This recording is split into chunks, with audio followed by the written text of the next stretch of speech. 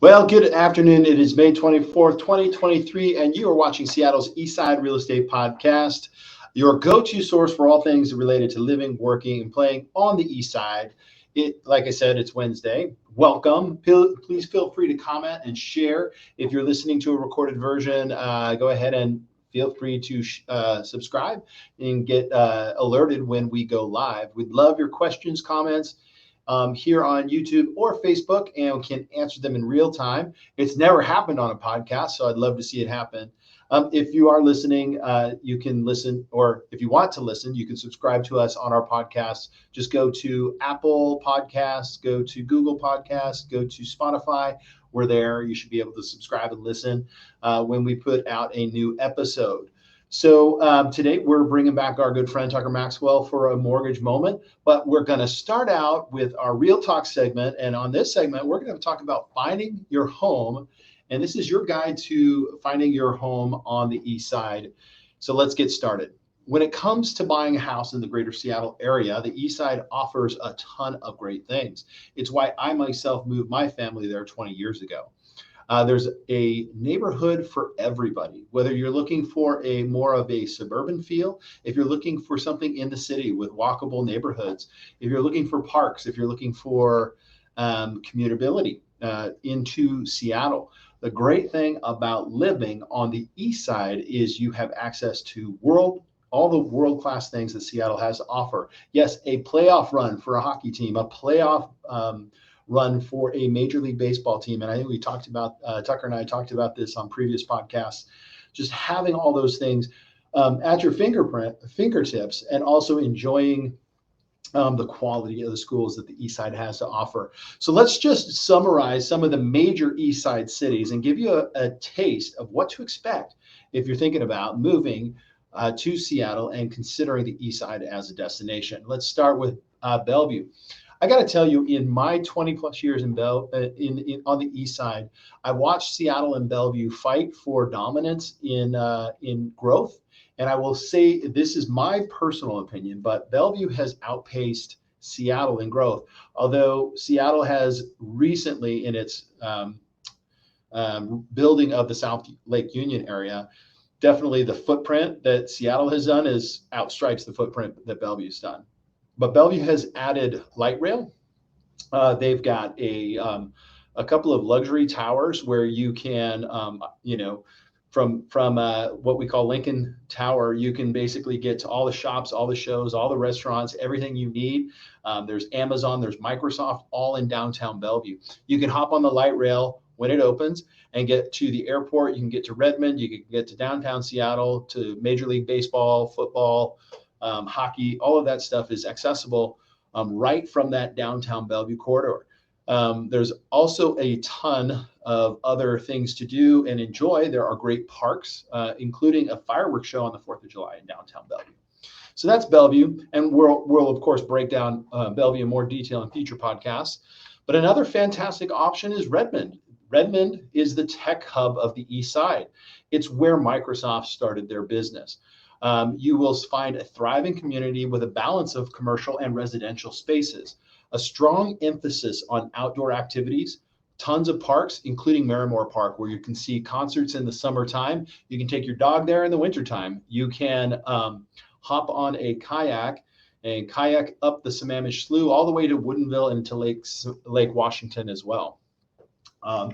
Redmond is known for its cycle abilities, and it's got a great area called Ames Lake, Union Hill. That's all kind of more of a rural feel with quick access to downtown Redmond.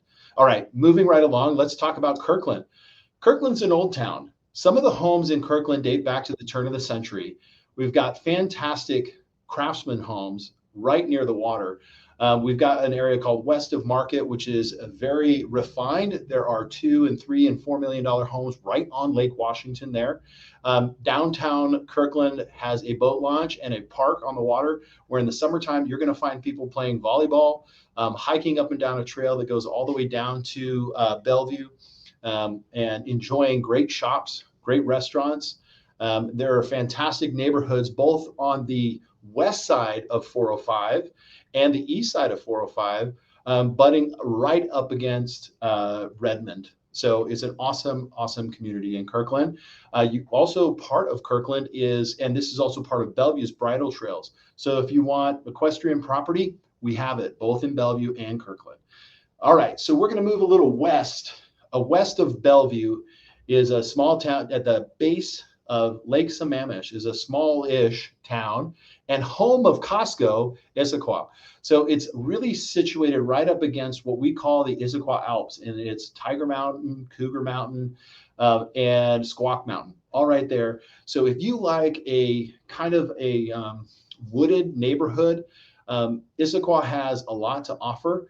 Also, we've got a more modern carbon, what's the word I'm looking for? Carbon sensitive, like low carbon footprint neighborhoods like Tallis and the Issaquah Highlands, which offer some modern amenities with a dense population. So they kind of keep people a little bit closer together, both in Tallis and the Issaquah Highlands.